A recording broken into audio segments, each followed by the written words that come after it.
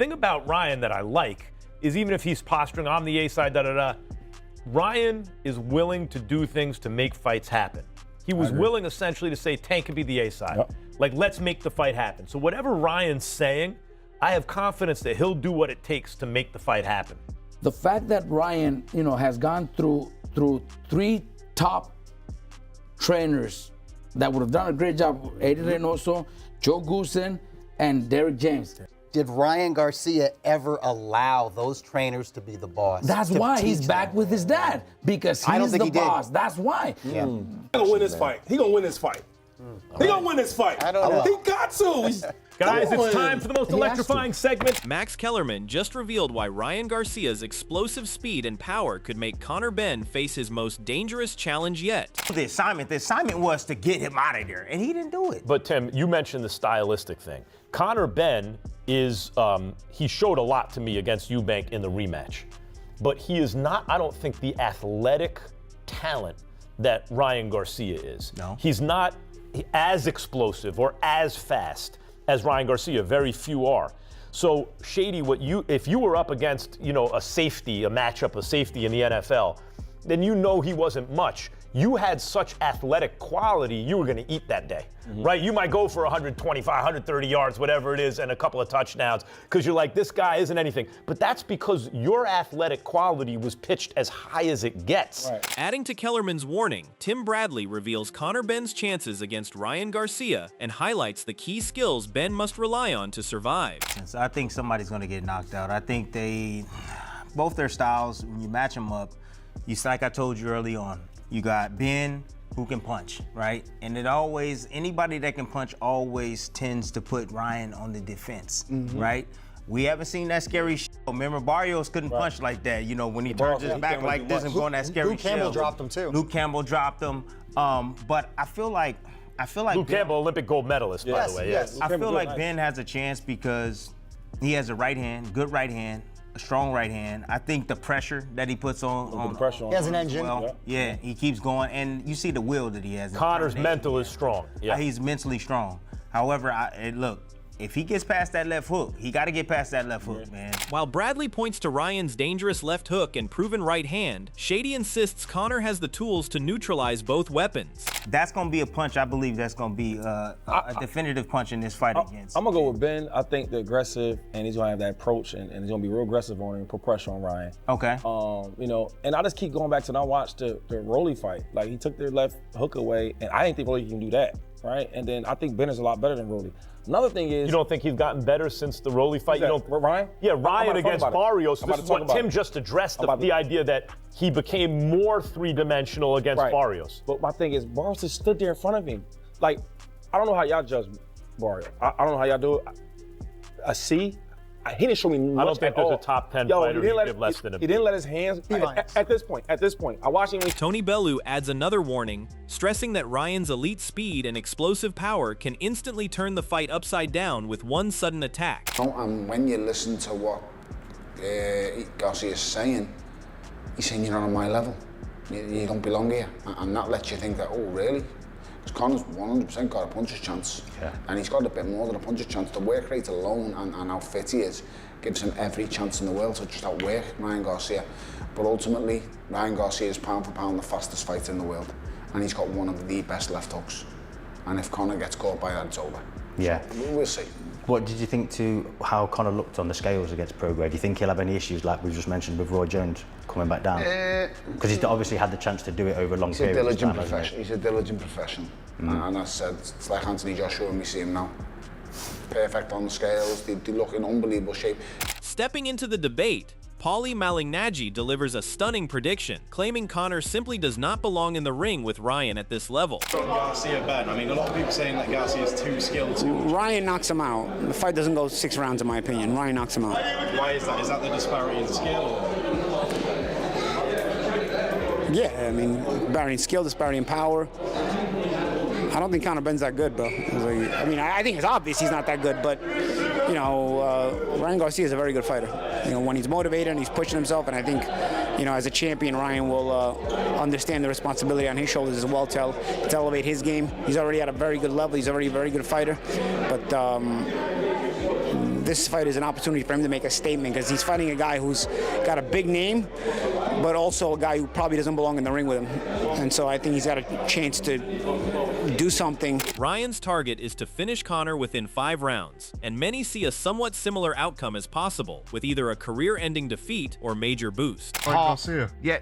I don't see him going in there and being able to outbox him. He won't try that. He's got to give everything he's got. I think he could have some successful rounds early on in the fight. The danger for him is, if he does get knocked out in 6 or 7 rounds, where does he go from there in this route map with Zuffa Boxing? Because he ends up in a cul-de-sac for me. I totally understand that, Gareth, but I think that, like I say, like this kid's drive is something quite different. You know, he wants to come out of his father's shoes. This is his massive moment. He wants to win the fans back over as well. You know, he had that terrible time where everyone's turned against him.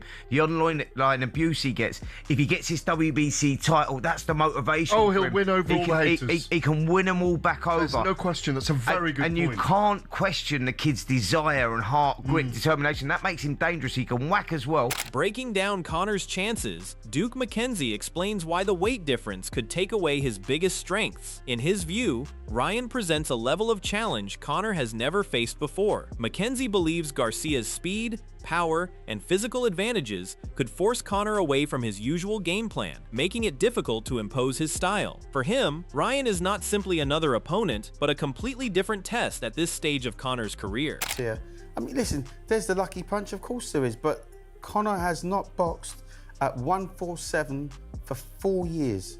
And when you're trying to make weight and you have to drag to make weight, takes away your A game.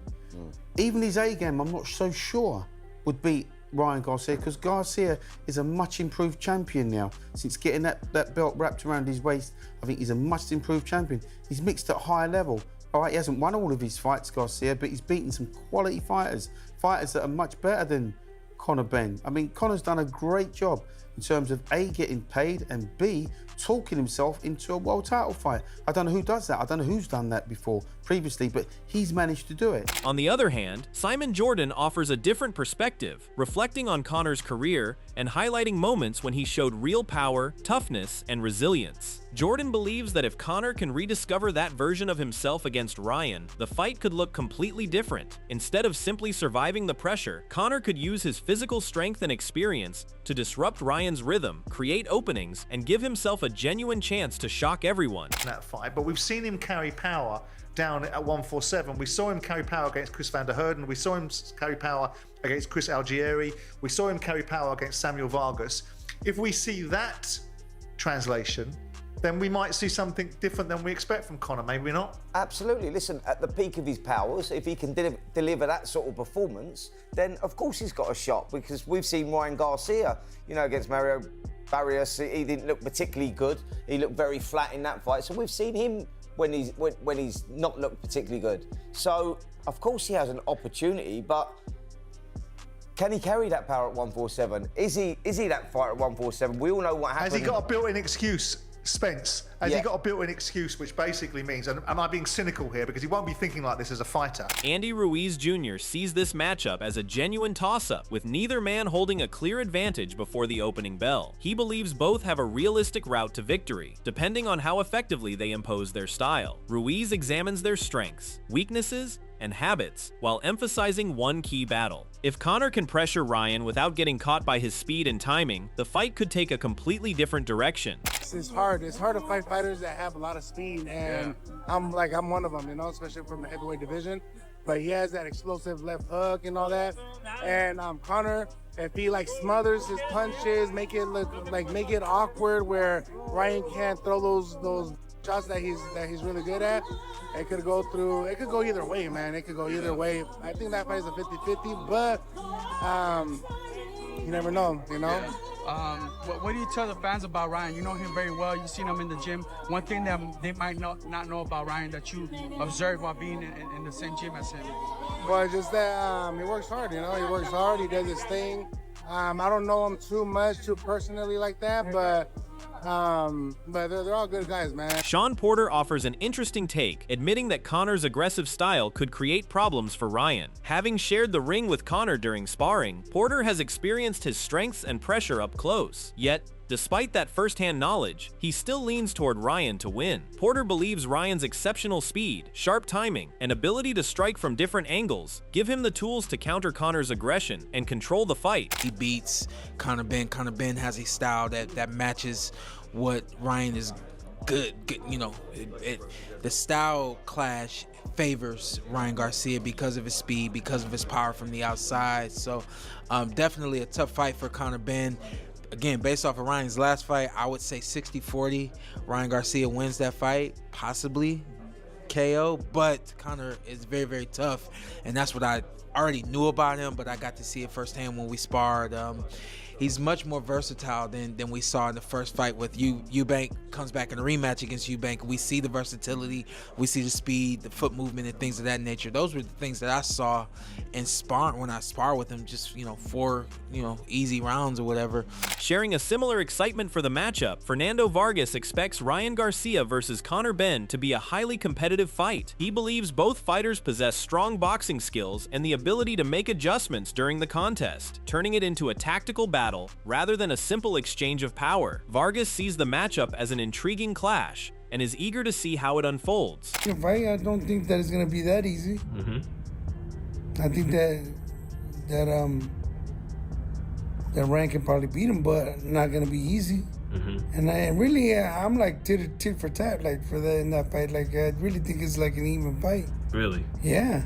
Ryan's got a much deeper amateur background. He got the left hook and all that, but Has Conor Benn quit? no, he is not. That's all you gotta say. Whenever you think about that, all you gotta think is that. Has Conor Benn quit? No. Okay. But he didn't fight guys. Wait. Let me ask you a question. Has Ryan Garcia quit?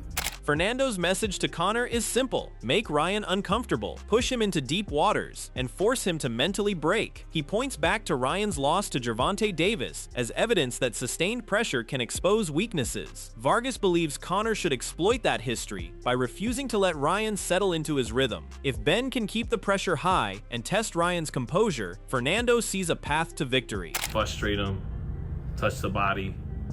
Nah, put pressure on him too. Okay, yeah. Put pressure on him too. But what I'm saying by that is because, we're talking about quitting. With Xander earlier, and you said he didn't quit. So there is a difference. But you felt what Xander did with Boots than what Ryan did with Gervonta Davis. No. I don't think that Xander's quit. Yeah, no, you said that earlier. Xander did not quit. No. But you're saying what Ryan did against Tank, that's different. Did he go on one knee? Yes. Did he stay there? Yes. Okay. So what's that called?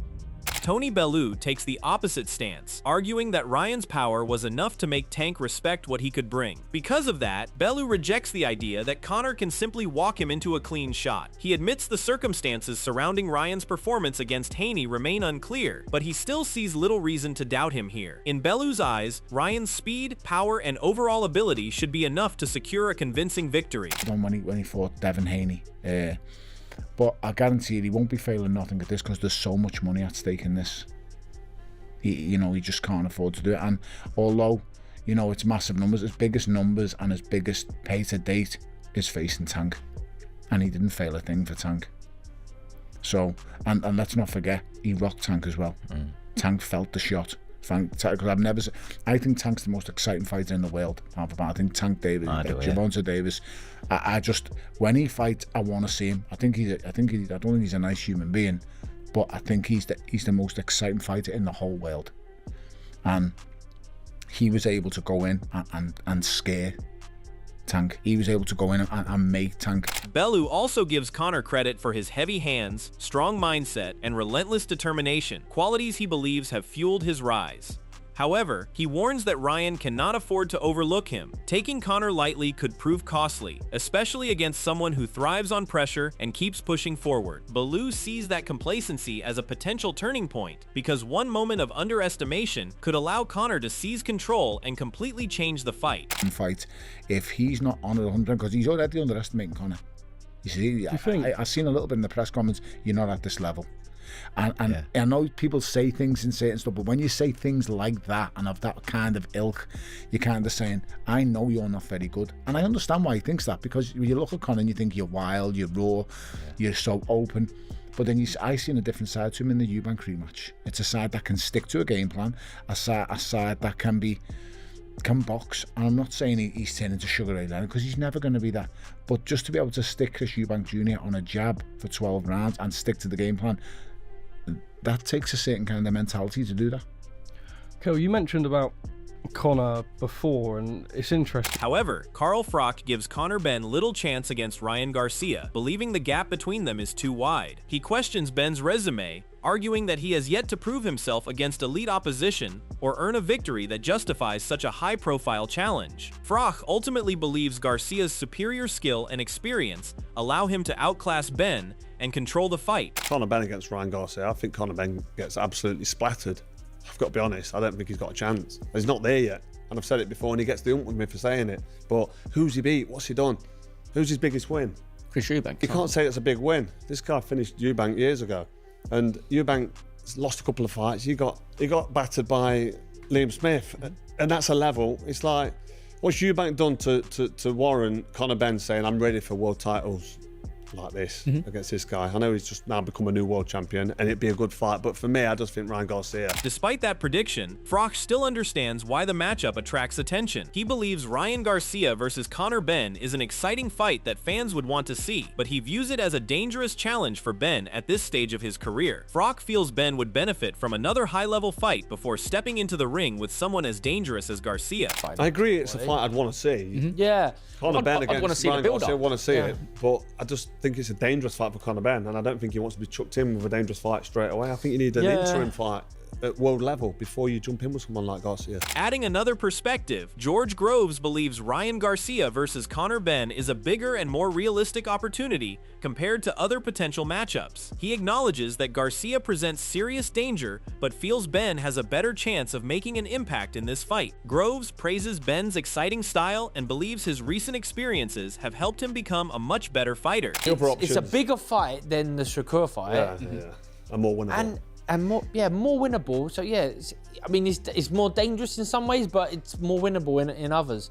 And I think that's a fight that I would be really excited for, to be honest. I'd really, because I think Conor Benn, whether he's limited or unproven in certain ways, he's got an exciting style, and he's good to watch. He's fun to watch, and he's coming off a massive high. And he's a much better fighter now than he was a year ago, just through having those two camps, fights, the whole process against Eubank, performing on the highest stage, coming back from a loss to avenge it in a great way. And maybe it might be flattering because Chris Eubank was so finished, but I think the Garcia fight, I think it's a great fight. Josh Kelly, who has consistently shown interest in sharing the ring with Conor, also gives his prediction on the matchup. Kelly believes Ryan's speed and explosive power could immediately put Benn under serious pressure. He expects the opening rounds to be intense, with Ryan setting a fast pace from the start. If Garcia delivers his best performance, Kelly feels Conor could struggle to cope with the combination of speed, accuracy, and relentless offensive pressure. Next still, yeah? 100%.